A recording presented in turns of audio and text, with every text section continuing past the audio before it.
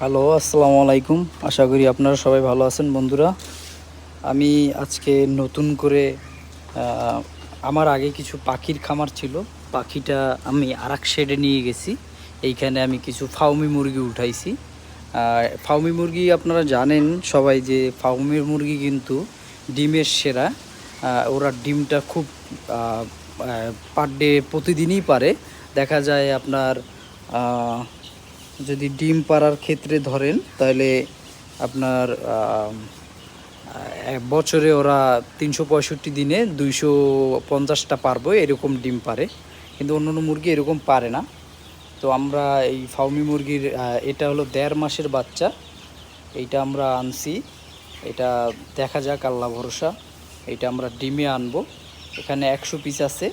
আমরা আরও 500 পিসের অর্ডার দিছি। ওটা আগামী শনিবার আসবে। আসলে আমরা আপনাদেরকে দেখাবো আর কি।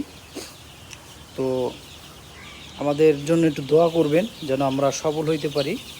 এই যে মুরগিগুলো অনেক চঞ্চল, আর এই মুরগিগুলোর একটা বিশেষত্ব কি, এগুলো আপনার আপনি এই শাক পাতা, তারপরে ঘাস যাই দেন না কেন, এরা এটা খাইয়েই বাঁচতে পারবে। আপনার যে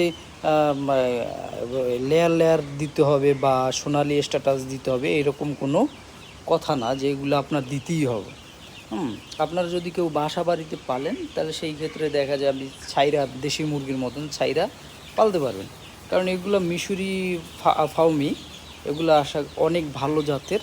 এগুলা রোগবালাই খুব কম হয়। তবে একটু মেনটেন করে নিতে পারলে ইনশাল্লাহ আপনারা গেইনার হইতে পারবেন, এতে কোনো নেই।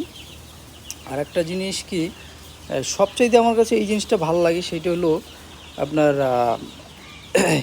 এগুলা মানে আমি চাইলে সোনালি স্ট্যাটাস না দিয়ে আমি এগুলোর চাইলে আপনার শাক পাতা, ঘাস, তারপর ভুসি, এগুলা মিক্সন করে আমি এদেরকে দিতে পারি। এটা খেলে অন্তপক্ষে এদের সোনালি স্ট্যাটাস লাগবে না। তো আমাদের আরেকটা শেড আছে, দেখা যাক।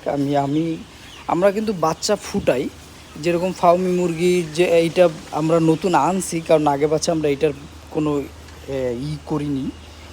সেই ক্ষেত্রে আপনাদের দেখাচ্ছি। আমাদের